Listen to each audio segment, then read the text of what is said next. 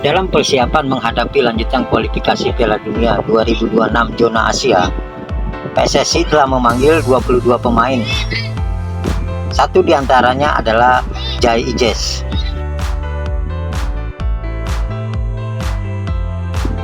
Pemanggilan Jai Ijes untuk gabung bersama timnas ternyata didukung oleh klubnya Venezia.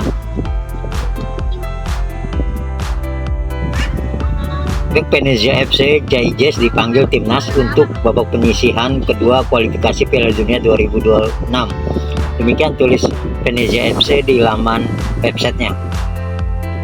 Indonesia akan menghadapi Irak pada 6 Juni dan menghadapi Filipina pada 11 Juni. Kedua pertandingan akan dimainkan di kandang sendiri Jakarta.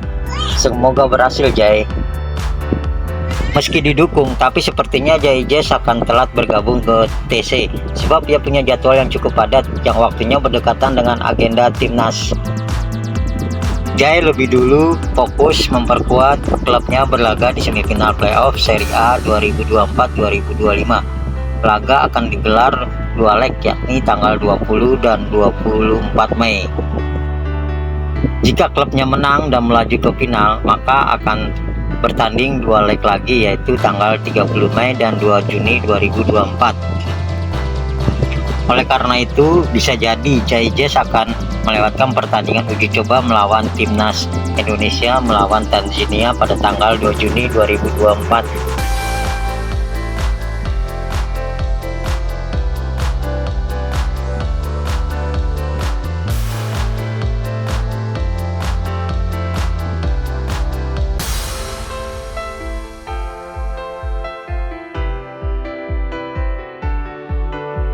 Dari 22 nama yang dirilis oleh PSSI untuk mengikuti training center dalam rangka menghadapi lanjutan kualifikasi Piala Dunia 2026, ada satu nama yang biasa langganan timnas yang tidak dipanggil, yakni Elkan Bagot. Masyarakat pun bertanya-tanya, kenapa Elkan Bagot tidak dipanggil? Menurut anggota Exco PSSI Sumarji, tidak adanya pemanggilan beberapa nama yang selama ini jadi langganan timnas. Itu yang pertama karena kebutuhan tim. Pada masing-masing posisi sudah disesuaikan dengan yang dipanggil sekarang. Masyarakat terutama para netizen menduga kalau Elkan Bagot tidak dipanggil karena ada kemungkinan pelatih timnas Indonesia Sintayong kecewa dengan sikap Elkan Bagot yang tidak merespon panggilan saat playoff perebutan tiket Olimpiade Paris 2024 yang lalu.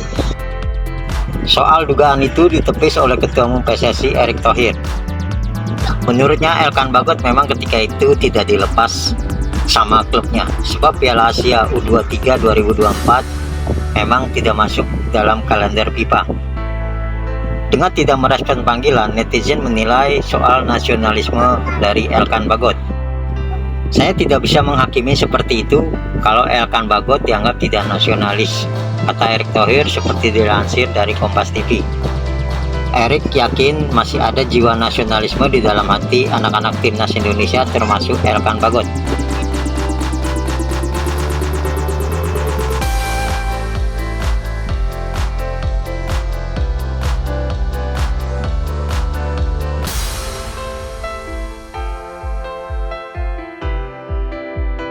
Pelatih Sintayong kontraknya akan diperpanjang hingga tahun 2027 karena telah memenuhi target yang diberikan, yakni lolos 16 besar Piala Asia 2023 dan juga lolos 8 besar Piala Asia U23 2024. Walau belum secara resmi menandatangani kontrak, tapi kata Ketua Umum PSSI Erick Thohir, kesepakatan awal kontrak sudah dicapai dengan Sintayong pada media April yang lalu.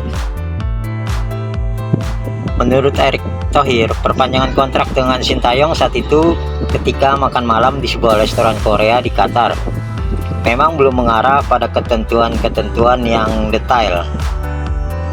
Sebabnya, lanjut Erick Thohir, Sintayong masih harus fokus mendampingi anak asuhannya di fase gugur Piala Asia U23 2024.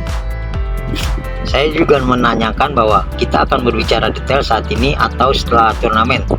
Sintayong akhirnya meminta pembicaraan setelah turnamen. Jika negosiasi angka, bisa saja angka yang dia minta dengan angka kita berbeda. Itu nanti mempengaruhi dia juga, ujar Erick Thohir. Selain itu, perbincangan juga menyinggung soal target besar yang ingin diberikan federasi ke Sintayong. Target besarnya bisa nggak selama 3 tahun ke depan kita masuk peringkat 100 besar FIBA. Sekarang kan kita di peringkat 134. Demikian Erick Thohir.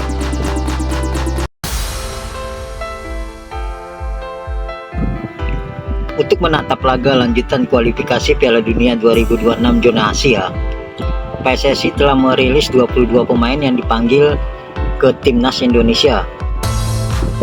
TC sendiri akan dimulai pada 27 Mei mendatang.